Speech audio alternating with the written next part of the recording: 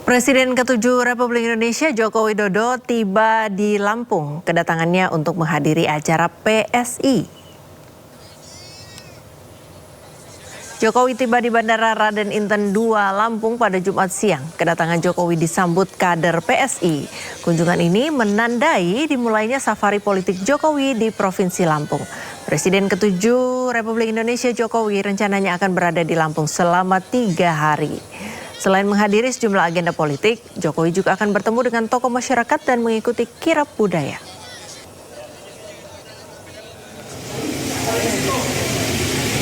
Struktural di PSI ini segera mulai sehingga menjadi sebuah mesin politik yang baik. Juga membangkitkan kesadaran berpolitik masyarakat menuju politik. Ya. Nanti sama Mas Kaisang juga ya Pak di Lampung? Iya, ketemu.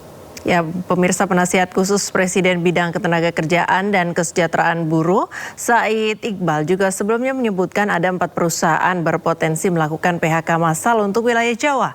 Kondisi ini disebabkan adanya tekanan pelemahan permintaan ekspor, lonjakan biaya bahan baku impor, hingga nilai tukar rupiah. Penasihat khusus Presiden bidang ketenagakerjaan dan kesejahteraan buruh, Said Iqbal, menyebut ada 4 perusahaan yang terancam melakukan pemutusan hubungan kerja terhadap ribuan karyawan imbas panasnya situasi global mulai dari fluktuasi kurs hingga perang Iran melawan Amerika Israel yang tak kunjung mereda. Said Iqbal yang juga Presiden Konfederasi Serikat Pekerja Indonesia atau KSPI menyebutkan bahwa kondisi disebabkan ancaman PHK massal tersebut diketahui setelah dirinya melakukan kunjungan bersama Kementerian Ketenagakerjaan di sejumlah wilayah mulai dari Jawa Timur, Jawa Barat, serta Jakarta. Hasilnya terdapat sejumlah perusahaan yang mengalami persoalan sehingga terancam akan PHK karyawannya. Hal ini disebabkan dari ketidakpastian global yang mempengaruhi produksi terutama bagi perusahaan yang berorientasi ekspor dan perusahaan yang bergantung terhadap bahan baku impor. Ada beberapa daerah yang saya kunjungi dan saya menemukan beberapa kasus yang harus segera diambil langkah-langkah mitigasi. Saya ulangi sekali lagi, harus segera diambil langkah-langkah mitigasi oleh pemerintah bersama serikat buruh. Ya, saya rasa bersama serikat buruh, karena serikat buruh harus dilibatkan agar kita bisa menghindari PHK tersebut. Dan sebagaimana amanat Bapak Presiden Prabowo Subianto kepada saya dan juga kepada orang dekat beliau, yaitu Pak Profesor Sukmi Dasko Ahmad, untuk meminta saya memitigasi persoalan-persoalan yang mungkin timbul di perusahaan sehingga berpotensi bisa terjadinya PHK. Diketahui sejumlah perusahaan mulai dari perusahaan produsen kertas di Mojokerto, Jawa Timur, PT Pakerin yang 80% produksinya sudah berhenti dan berimbas 2.000 pekerja tidak lagi bekerja.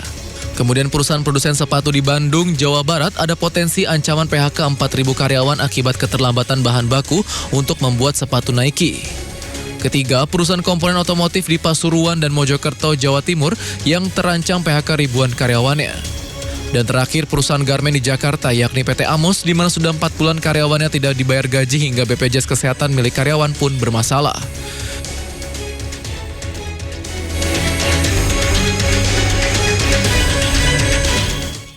Menteri ESDM Bahlil Lahadalia mengakui harga gas industri mengalami kenaikan. Namun kenaikan harga tidak berlaku pada industri yang mendapat fasilitas harga gas bumi tertentu atau HGBT. Menurut Bahlil, kenaikan harga gas tersebut dipengaruhi penurunan produksi di sejumlah sumur gas, terutama di wilayah Jawa Barat. Akibatnya, sebagian industri harus menggunakan LNG yang didatangkan dari wilayah lain seperti Papua, Sulawesi, dan juga Kalimantan. Kondisi tersebut membuat biaya distribusi meningkat, sehingga berdampak pada harga gas yang diterima industri. Kalau gas secara keseluruhan stok kita tidak ada masalah. Yang ada itu adalah ada kenaikan harga gas di beberapa industri non HGBT. Karena ada 2. Ada HGBT yang memang HGBT itu sebenarnya disubsidi oleh negara. Kalau non HGBT itu yang harga umum. sebagian sumur-sumur kita di daerah khususnya daerah Jawa Barat ke sini itu lagi penurunan produksi. Maka kemudian untuk menutupi itu pakai LNG. Iya, namanya LNG itu kan bawa dari Papua, Sulawesi, Kalimantan, dan itu ada penambahan kos. Nah, itu yang kita lagi mencari untuk menengahi agar jangan juga industrinya ditaruh diberikan beban harga yang tinggi. Bahlil juga memastikan rencana impor minyak dari Rusia terus berproses setelah sebelumnya disepakati oleh kedua negara. Nantinya impor tersebut dilakukan Lembaga Minyak dan Gas Bumi. Bahlil juga mengatakan proses teknis pengadaan saat ini masih berjalan, namun secara prinsip kontrak kerja sama telah disepakati.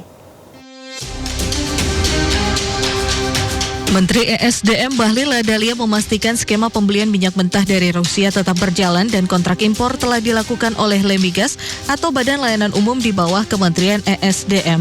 Terkait volume impor, Bahlil menyebutkan jumlahnya masih berpotensi berkembang lebih besar.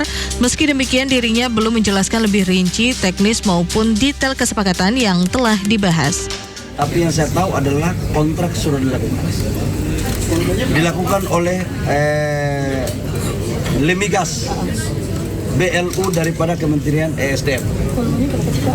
Volumenya dia itu bisa berkembang lebih banyak lagi ke depan. Sebelumnya Bahlil mengungkapkan minyak mentah atau crude dari Rusia segera masuk ke Indonesia sebagai bagian dari upaya menjaga ketahanan pasokan energi nasional di tengah dinamika geopolitik global, di mana totalnya realisasi komitmen impor minyak sebesar 150 juta barel dari Rusia yang akan dilakukan secara bertahap hingga akhir 2026.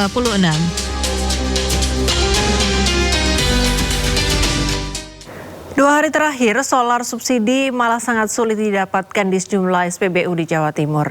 Di Surabaya dan Pasuruan, ratusan truk dan kendaraan barang harus antre berjam-jam demi mengisi solar. Antrean mengular ke jalan raya hingga 1 km lebih. Antrean puluhan truk dan angkutan barang mengisi solar subsidi di SPBU Jalan Mastrip Karangpilang, Surabaya mengular sepanjang 1 km hingga ke jalan raya. Sopir truk harus antre berjam-jam karena pasokan solar subsidi di sejumlah SPBU tiba-tiba langka sejak 2 hari lalu. Hanya tersedia di beberapa SPBU, itu pun sangat terbatas jumlahnya. Berapa lama ini tadi ngantrinya? Ada 1 jam. 1 jam ya tadi ya? Penuh apa? Kosong. Oh kosong, nggak ada? Ya. Habis ya? Berganti kosong. Kosong ya? Ya, Berarti 2 SPBU kosong? kosong. Tidak hanya di Surabaya, antrean ratusan truk dan kendaraan barang juga terjadi di SPBU Pantura, Cangkring, Malang, Pasuruan. Antrean mengular di pinggir jalan raya penghubung Surabaya Probolinggo. Tidak ada pilihan, sopir truk harus menghabiskan waktu 2 jam lebih demi isi solar subsidi. Akibatnya aktivitas pengangkutan barang terganggu dan merugikan pengusaha. Menemui SPBU ini dari timur sampai sini banyak yang kosong. Banyak. Ada dari di Pasuruan tapi Full yang antri. Kelangkaan solar subsidi terjadi sepekan sebelum penerapan wajib biodiesel 50% pada 1 Juli mendatang. Wajib biodiesel B50 itu akan memangkas impor solar besar-besaran pada tahun ini. Tim Liputan iNews melaporkan.